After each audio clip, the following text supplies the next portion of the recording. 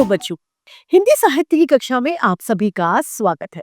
हिंदी साहित्य की कक्षा 6 का अध्याय संख्या 13 अमृतवाणी को आज हम पढ़ने जा रहे हैं।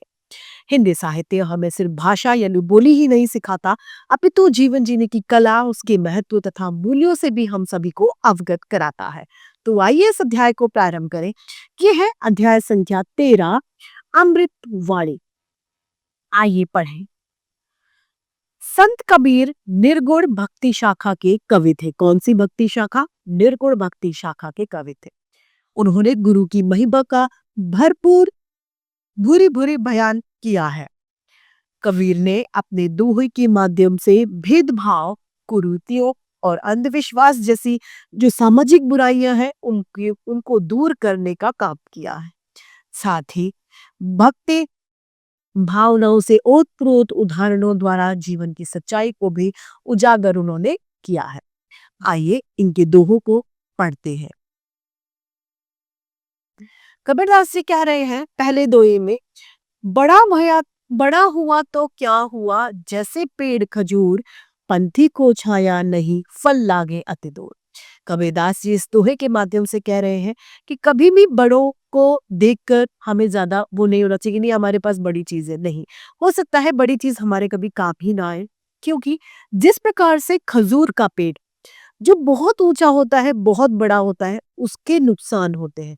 खजूर का पेड़ न तो किसी पंथी पंथी अर्थात जो राहगीर है, राही जो रास्ते में चल रहे हैं, न तो उन पंथियों को छाया देता है, छांव प्रदान नहीं करता, शीतलता नहीं मिलती, और उसके फल भी बहुत दूर लगते हैं जो हर किसी को खाने को नहीं मिलते। यानी बड़ी चीज होने के साथ या बड़ा व्यक्ति होने के साथ में ऐसा नहीं है कि हम छोटों की अवहेलना करें। इसीलिए कबीरदास जी ने कहा है, बड़ा हुआ तो क्या हुआ, जैसे पेड़ खजूर, पंथी को छाया नहीं, फल लागे अति दूर। दूसरे दोहे में कबीरदास जी कह रहे हैं, गुरु गोविंद दोऊ खड़े, काके लागो पाए, बलिहारी गुरु आपने, गोविंद दियो बताए। दूसरे दोहे में कबीरदास जी कह रहे हैं कि मेरे समक्ष यानी मेरे सामने गुरु और गोविंद यानी भगवान दोनों खड़े हैं, प्रभु खड़े हैं और गुरु दोनों खड़े हैं। अब मैं ये बात समझ नहीं पा रहा हूं कि मैं किसके पाए लगू पहने, किसके मैं पैर पहले छूऊं। बलिहारी गुरु आपने, मैं आप पर बार बार बलिहार जा रहा हूं, मैं अपना सर्वस्व आप पे लुटाने को तैयार हूं, क्योंकि हे गुरु आपने मुझे सही ज्ञान दिया कि आपने गोविंद यानी भगवान को बता दिया कि गोविंद के पहले आप चरण स्पर्श कीजिए, यानी गुरु ने हमें सही ज्ञान दिया। इसीलिए कबीरदास जी ने वो कहा है, गुरु गोविंद दो खड़े, काके लागो पाए, बलिहारी गुरु आपने, गोविंद दियो पताए। तीसरे दोहे में कबीरदास जी कह रहे हैं, सुख के माथे सिल परे, नाम हृदय से जाए, बलिहारी व दुखन की, पल पल नाम रटाए।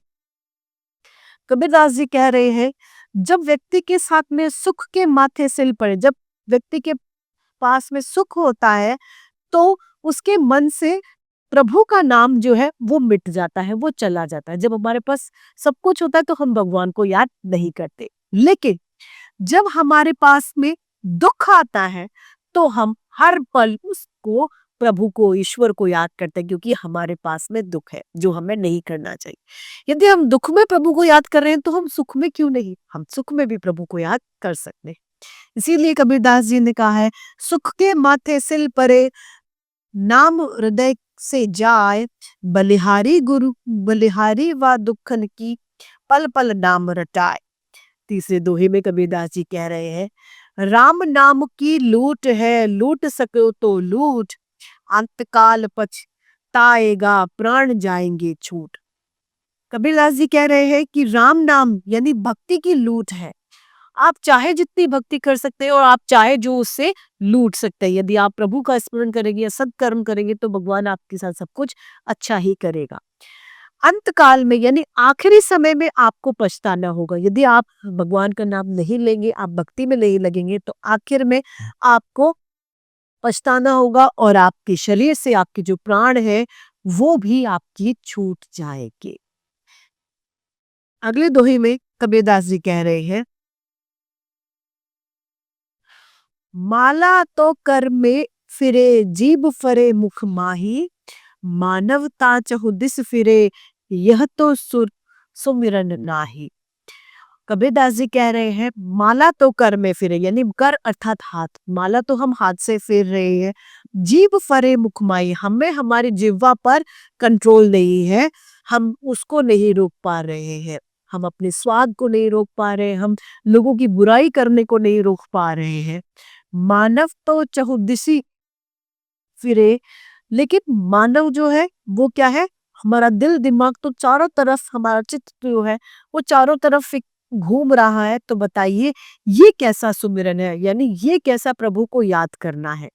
इसीलिए कबीरदास जी ने कहा है माला तो कर में फिरे, जीभ फिरे मुख माही, मानवता तो चहुदिश फिरे, यह तो सुमिरन नाही। अगले दोहे में कबीरदास जी कह रहे हैं माली आवत देख कर कलियन करी पुकार, फूले फूले चुन लिए काली हमारी बार। इस दोहे में कबीरदास जी कहना चाह रहे हैं कि माली आवत देखकर, माली यहाँ पर मृत्यु को कहा गया है। जिस प्रकार से कलियां पुकारती हैं, माली को कहती है कि उन्होंने तो फूले फूले जो हमारे पके रूप को हमें छोड़ दिया है, हमारा जो पका हुआ रूप है यानी फूल जो है उसे उन्होंने चुन लिया है। माली को कबीरदास जी कह रही है कि कल हमारी बारी फिर से आएगी, अर्थात जो अब खिले जो फूल हैं यानी जो कलियां है उनकी बारी कल आएगी। इसीलिए कबीरदास जी ने कहा है माली आवत देख कर कलियन करे पुकार, फूले फूले चुन लिए काले हमारी बार। अगला दोहा कबीरदास जी कह रहे हैं माटी कहे कुमार से तू क्यों रोंदे बोए, एक दिन ऐसा आएगा मैं रोन दूंगी तोए। कबीरदास जी कह रहे हैं कि कुम्हार की जो माटी है जिससे कुम्हार बर्तन बनाता है, वो मिट्टी कुम्हार से कह रही है कि हे कुम्हार, तू क्या मुझे रोंदेगा, तू क्या मुझे बार बार मिटाएगा और तोड़ेगा। मोहे मतलब मुझे, एक दिन ऐसा आएगा और एक दिन इस संसार में ऐसा आएगा कि मैं रोन दूंगी तोए, मैं तुझे अपने में मिला लूंगी। वो क्या है, उस कुम्हार की मृत्यु का दिन। इसीलिए कबीरदास जी ने कहा है माटी कहे कुमार ते तू क्या रोंदे मोए, एक दिन ऐसा आएगा मैं रोन दूंगी तोए। आठवें दोहे में कबीरदास जी कह रहे हैं मोड़ मुड़ाए हरि मिले, सब कोई ले मुड़वाए, बार बार के मुड़नते भेड़ न बैकुट जाए।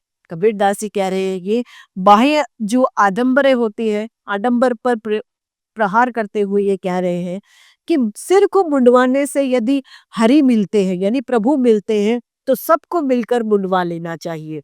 क्या, सिर। बार बार यदि मुड़ने से हरि मिलता है तो एक बात बताइए भेड़ बैकुंठ में क्यों नहीं जाती, भेड़ के तो बाल बार बार उससे उतार लिए जाते हैं जिससे हम क्या बना लेते हैं ऊँट। तो बताइए वो फिर बैकुंठ में क्यों नहीं गई। इसीलिए कबीरदास जी कह रहे हैं मुड़ मुड़ाए हरि मिले, सब कोई ले मुड़ाए, बार बार के मुंडते भेड़ न बैकुंठ जाए। अगला दोहा में कबीरदास जी कह रहे हैं नमा दोहा कबीरा गर्भ न कीजिए काल गहे कर केस, न जाने कित माहिए मारिए, क्या घर क्या परदेस। कबीरदास जी कह रहे हैं कि हमें कभी भी घमंड नहीं करना चाहिए, गर्व अर्थात घमंड, हमें घमंड नहीं करना चाहिए।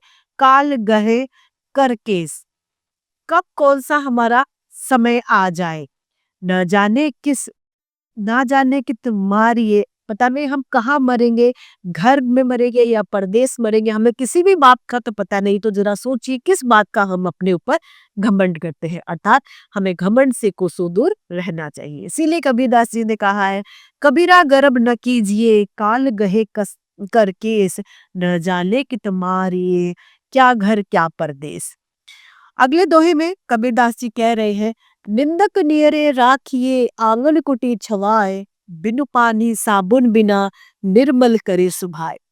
कबीरदास जी इस दोहे के माध्यम से कह रहे हैं कि जो निंदक होते हैं यानी जो हमारी बुराई करने वाले होते हैं, आमतौर पर हम उन्हें नफरत करते हैं, लेकिन हमें ऐसा नहीं करना चाहिए। हमें उन लोगों को अपने घर में आंगन में कुटी छवा यानी अपने घर में उन्हें रखना चाहिए। वो ऐसे व्यक्ति होते हैं जो बिना साबुन के बिना पानी के हमारे स्वभाव को निर्मल सुभाए यानी हमारा जो व्यवहार है, हमारा जो स्वभाव है, उसे वो निर्मल कर देते हैं। इसीलिए कहा गया है, नित्तक नेरे राखिए आंगन पोटी छबाए, बिनु पानी साबुन बिना निर्मल करे सुभाए। तो ये 10 दोहे कबीरदास जी की हमने यहाँ पढ़े। इसी के साथ हमारे हिंदी साहित्य की कक्षा आज की यही समाप्त होती है। फिर से हिंदी साहित्य में ऐसे रोचक अध्याय लेके आपके समक्ष, आपके सामने प्रस्तुत होते रहेंगे।